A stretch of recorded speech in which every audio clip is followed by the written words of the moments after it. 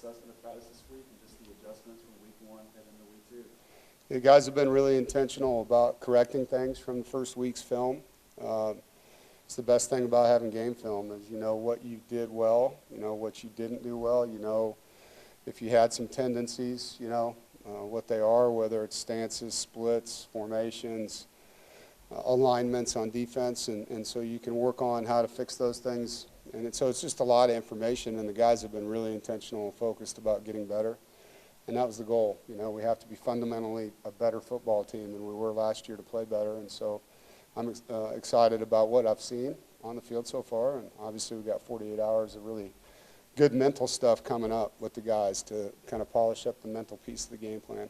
How have you seen it to get off to a fast start against Tennessee, keep them from gaining momentum and confidence? Yeah, it helps. There's no doubt. You know, with an offense like theirs that can score a lot of points, you know, the complementary football of up-tempo opponents is important, you know, so the conversion downs on both sides, you know, and creating attainable conversion downs too. So you talk about the importance of third down, and it is important, but creating third and shorts on offense, third and longs on defense, and then winning those because the odds are stacked, you know, in your favor when you're on defense with a third and long versus a third and short and vice versa. And so, you know, it's the offense setting up the defense with long drives and end with kicks, the defense getting off the field, creating good third downs, and special teams creating field position. Like that's to win a game against an opponent that can score like Tennessee, you have to play really good complementary football, and if you can do it from the jump, it really helps, you know.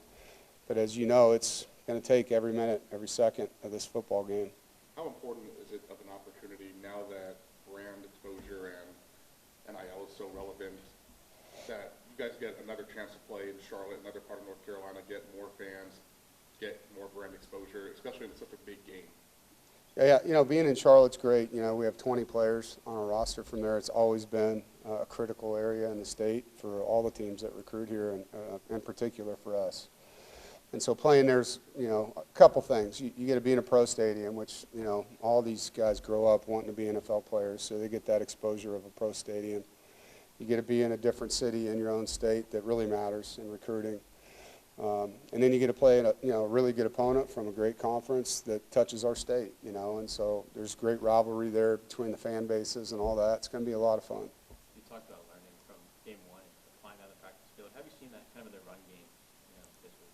Yeah, fundamentals. You know, guys maybe were stepping underneath themselves on a play and not gaining 6 inches on their first step, and so that's been talked about with that player. You know, another guy's hand was too far here and you want it more on this side, and so the details of blocking not just the front, but what happens when the front moves, what happens when this linebacker adds in, the end doesn't squeeze, he goes upfield and they replace him with a linebacker, and so the more reps you get in football, the more muscle memory you get, and so it's really good to have game film because, you know, going against a scout team's great, but when you understand how important it is to do it right, do it right, do it right, and then it applies in the game, or do it wrong in practice. What happens on game days, you do it wrong. You know, we build habits in football every day, winning habits and losing habits, and so that's where game film is so critical. And for some of these guys, you know, 20-plus guys in their first game, it's their first opportunity to be coached by this staff after a football game, and so there's a lot of things there that are new for them,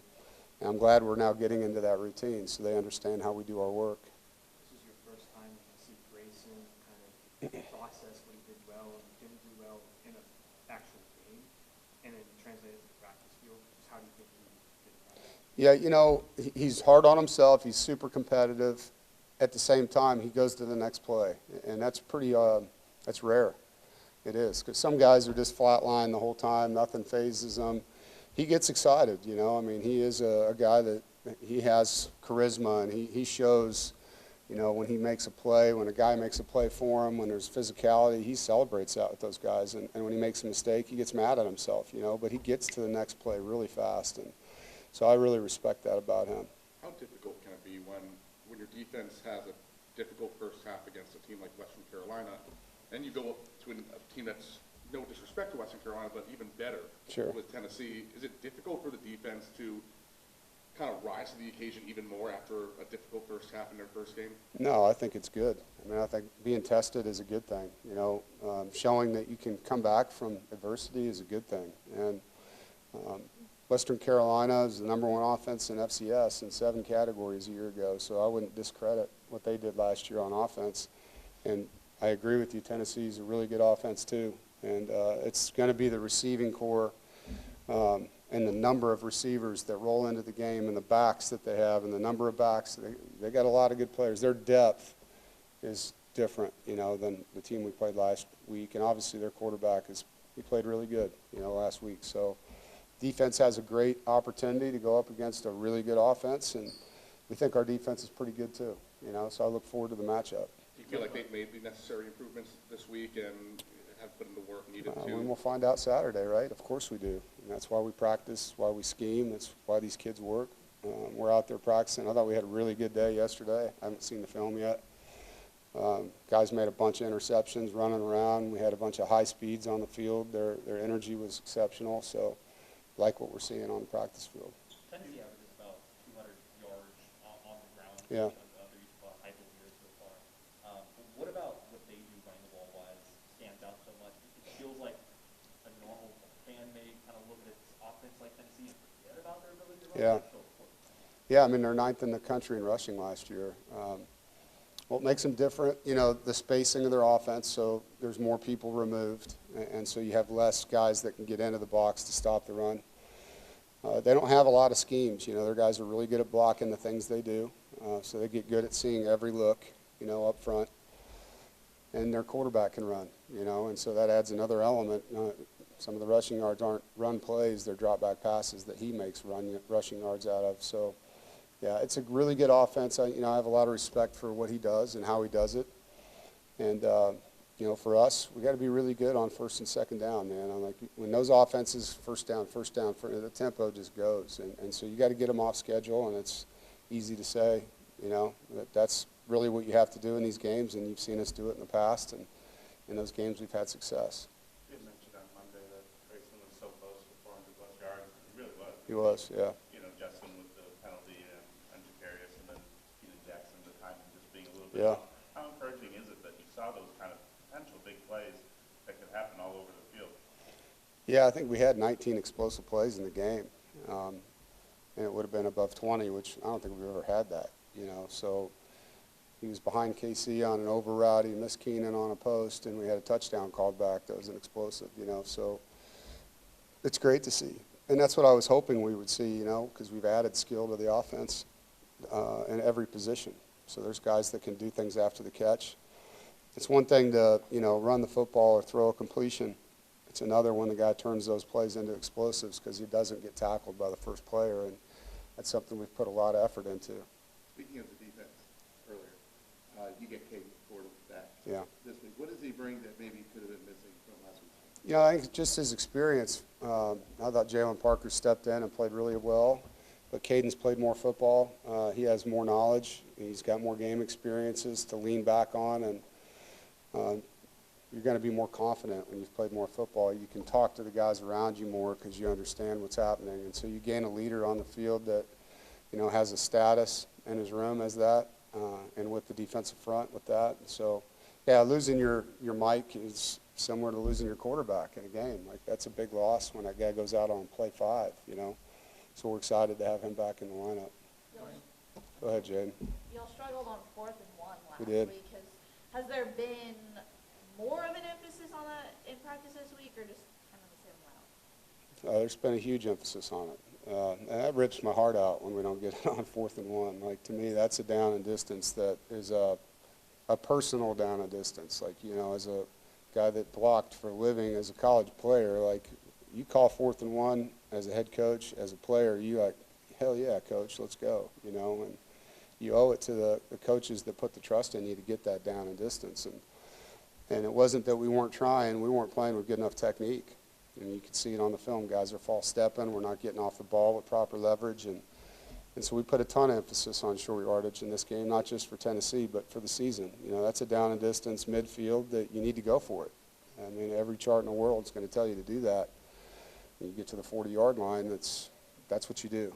And we get to 4th and 1, we need to be successful. You mentioned Tennessee touches more. Have you talked about the regional and the SEC for this game with your kids? No, I mean, they know that they're in the SEC. You know, like I don't have to spend time on that. We talked more about how we have to play to win the football game. It's not about them. Like everyone makes it about who you're playing. We're going to know these guys just like they're going to know us. But for us to win the game, we have to do what we do. We have to execute.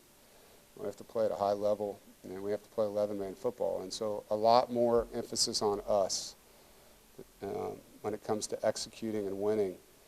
I think a lot of games are lost, you know, and all that talk about who you're playing, it's more about our guys doing things the way they're coached to do it at a high level in sync. 11 guys every play, stacking 11-man football every play. And so that's the emphasis of this game. Do you think that's what changed in the fourth quarter against Western Carolina? Absolutely. Yeah, I mean, we just started playing together. Getting off the field on 3rd down on defense, staying on the field, scoring touchdowns, breaking tackles, finishing drives. Yeah, I mean, we just stopped shooting ourselves in the foot with little things, and it wasn't penalties. Like, we played pretty clean that way, exception of the lineman downfield. There's no pre-snap penalties on either side of the football, you know, so we caught the football well, you know, and so it's more about just getting all those guys to do it together. Kaden, I'm sure doesn't need any extra motivation, but how has he kind of handled being, you know, moved out of the game in those first 5 plays? That was hard on him. Yeah. I mean, he worked really hard this offseason to be a leader. He improved himself, his stamina, his knowledge of the defense. These guys care a lot about winning. And so when you take yourself out of the game, I mean, that's hard. And, you know, you hit a quarterback anywhere in the head, there's yellow flag coming out. I mean, that's how it's called now, and we know the rules. We got to be able to play by them. And the sliding play of the quarterback is a challenging play in football. It really is. And as a player, you got to do everything you can to avoid when you see that guy going down. Ask a question. You talk about Tennessee's wide receivers being a big, you know, challenge. You know, how big is it to get Jihad back, kind of playing that? Yeah, it helps. I mean, Jihad was an All-American 2 years ago. He's a really good defensive back. He's played a lot of football. He's covered a lot of good receivers in his time. He's an experienced guy. He's hungry because he didn't play last year a lot, and he's hungry to get on that field. We're excited that he's healthy and look forward to seeing him in the lineup. Thank you, guys.